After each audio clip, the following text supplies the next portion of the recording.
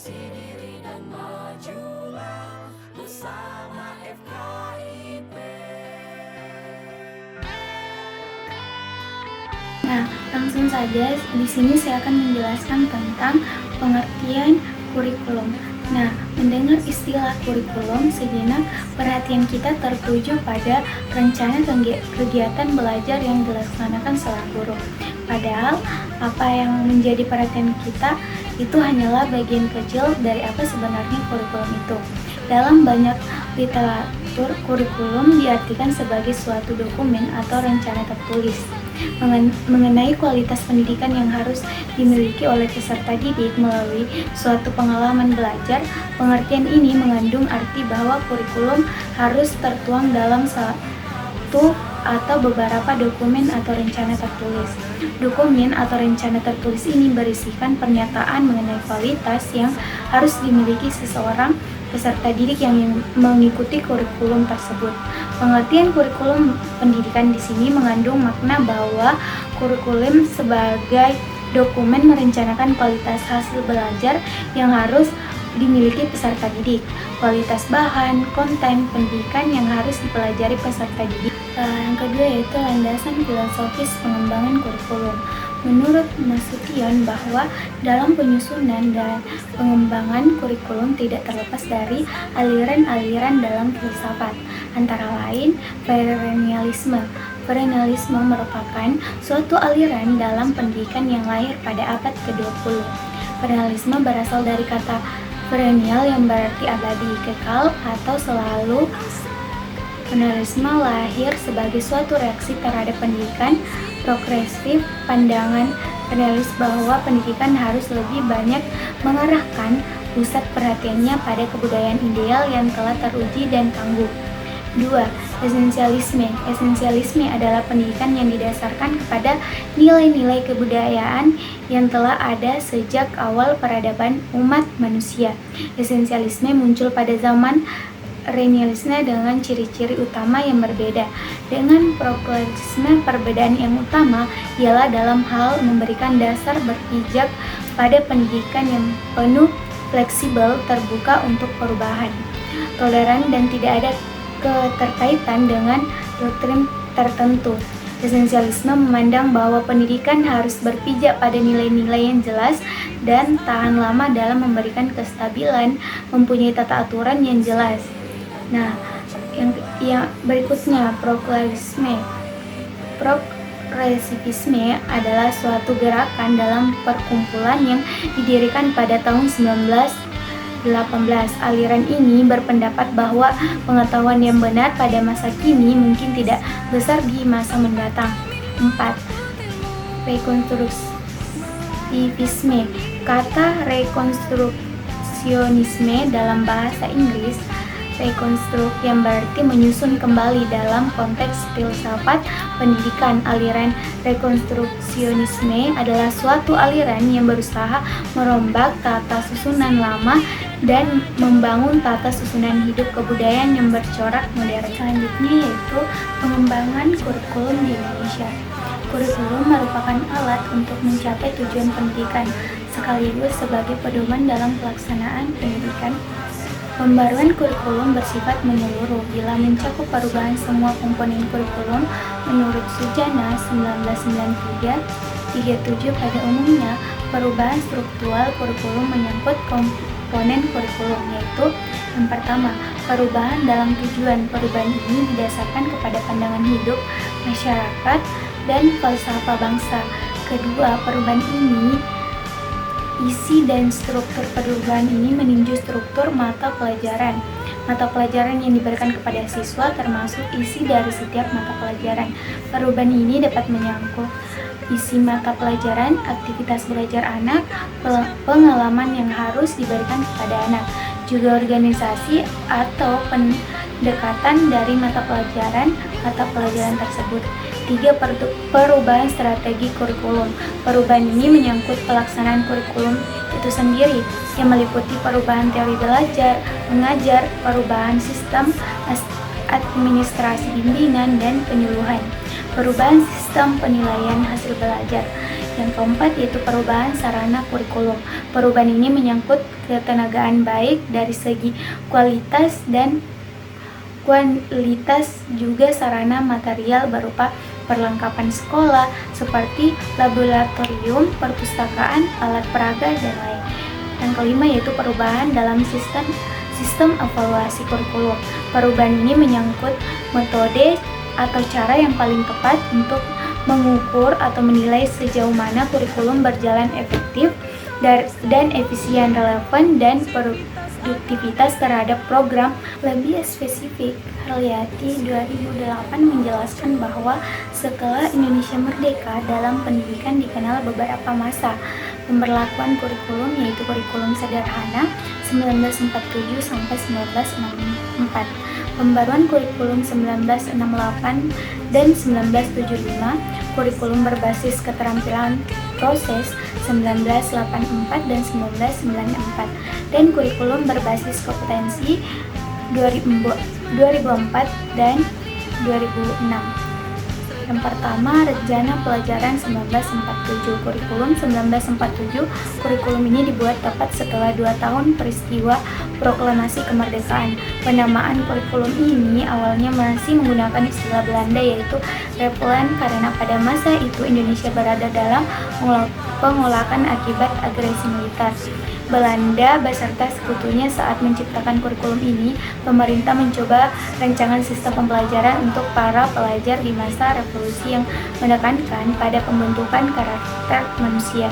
Indonesia merdeka, berdaulat, dan sejajar dengan bangsa lain di muka bumi ini, sehingga belum berfokus pada pendidikan pikiran, melainkan pendidikan watak, kesadaran bernegara dan bermasyarakat. 2. Rencana Pelajaran Terurai 1952. Kurikulum 1952, pemerintah melakukan penyempurnaan terhadap kurikulum 1947 di tahun 1952. Kurikulum ini mengatur pembahasan topik tiap mata pelajaran dengan kehidupan masyarakat harus berkaitan. Dalam kurikulum berlaku pada ketentuan suatu orang tenaga pendidik hanya bisa mengajar satu mata pelajaran saja. Yang ketiga, Rencana Pendidikan 1964. Kurikulum 1964, konsep pembelajaran kurikulum 1964 berfokus pada pengembangan moral, kecerdasan, emosional atau artistik, keterampilan, dan jasmani. Konsep pembelajaran ini lebih dikenal dengan sebutan penerapan kurikulum 1964 di dalam proses pembelajaran dilakukan secara aktif, kreatif, dan produktif. Kurikulum 1964 bertujuan untuk menanamkan pengetahuan akademik dari jenjang sekolah dasar. Selain itu, pemerintahan menetapkan dari Sabtu sebagai hari bagi siswa untuk berlatih berbagai kegiatan sesuai minat dan bakatnya. Keempat, Kurikulum 1968. Kurikulum ini memiliki ciri materi dari jenjang pendidikan rendah, memiliki konsep dengan jenjang pendidikan selanjutnya. Tujuan utama kurikulum ini adalah untuk membentuk manusia Pancasila sejati, kuat dan sehat jasmani, mempertinggi kecerdasan, keterampilan jasmani, moral, budi pekerti, dan keyakinan beragama. Kurikulum 1975. Setelah program rencana pembangunan 5 tahun Repelita tahap pertama di masa pemerintahan Orde Baru, kurikulum ini menekankan pendidikan yang lebih efektif dan efisien. Kurikulum 1975 juga lebih merinci metode, materi, dan tujuan pengajaran dalam prosedur pengembangan sistem instruksional PPSI, sehingga memunculkan istilah satuan pelajaran. Rencana pelajaran setiap tahun setiap satuan bahasa. Namun penerapan kurikulum ini ramai dikritik karena guru menjadi lebih sibuk untuk menuliskan rincian tiap kegiatan pembelajaran. Beberapa mata pelajaran akhirnya mengalami perubahan nama, seperti mata pelajaran ilmu alam dan ilmu hayat diubah menjadi ilmu pengetahuan alam, mata pelajaran ilmu aljabar dan ilmu ukur menjadi matematika. Kurikulum 1984. Di tahun 1984 terjadi lagi perubahan kurikulum di Indonesia karena kurikulum sebelumnya dianggap lambat dalam merespons kemajuan di kalangan masyarakat. Dalam kurikulum 1984 ditambahkan juga mata pelajaran pendidikan sejarah perjuangan bangsa (PSPB). kurikulum 1994 dan suplemen kurikulum 1999. Kedua kurikulum ini dibuat dari hasil kombinasi kurikulum 1975 dan kurikulum 1984. Pada praktiknya, kurikulum ini banyak mendapatkan kritikan dan pendidik hingga orang tua pelajar.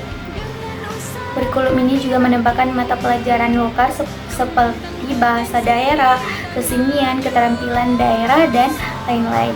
Dalam kurikulum pula terjadi perubahan sistem pembagian evaluasi pembelajaran dari semester ke caturwulan.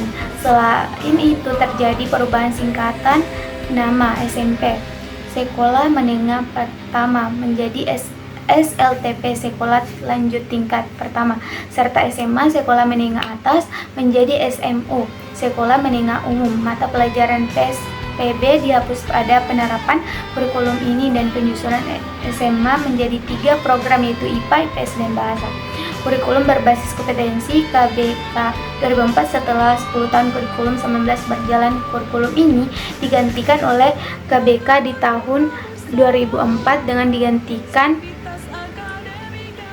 dengan berlakunya KBK, sekolah diberi kuasa untuk menyusun dan mengembangkan komponen kurikulum yang mulanya berbasis materi menjadi kompetensi sesuai dengan kebutuhan dan kondisi sekolah serta peserta didik. Kurikulum ini menekankan 3 unsur, yaitu pemilihan kompetensi, indikator-indikator evaluasi dalam penentuan keberhasilan, pencapaian, serta pengembangan pembelajaran bagi peserta didik dan juga tenaga pengajar. Kurikulum 2004 ini pemerintah mengubah kembali nama SLTP menjadi SMP dan SMU menjadi SMA kembali. Kurikulum Tingkat Satuan Pendidikan KTSP 2006.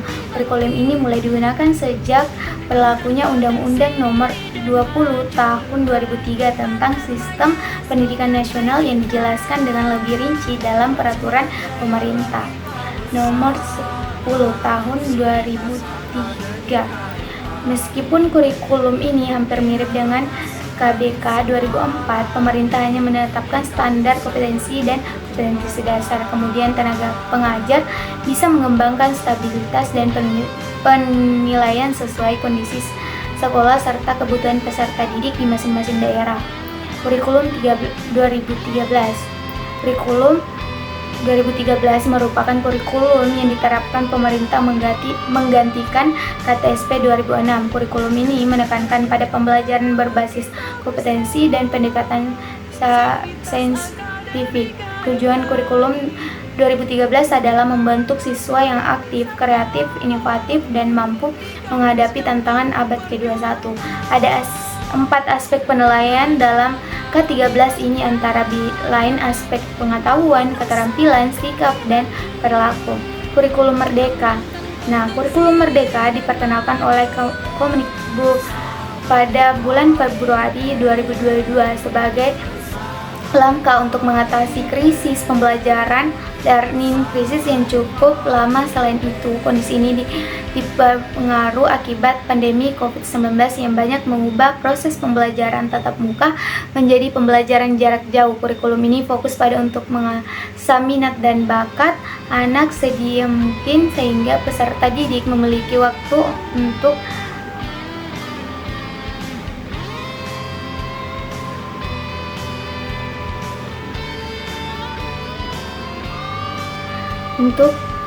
sehingga peserta didik memiliki, yaitu pemilihan kompetensi, indikator evaluasi dalam penentuan keberhasilan,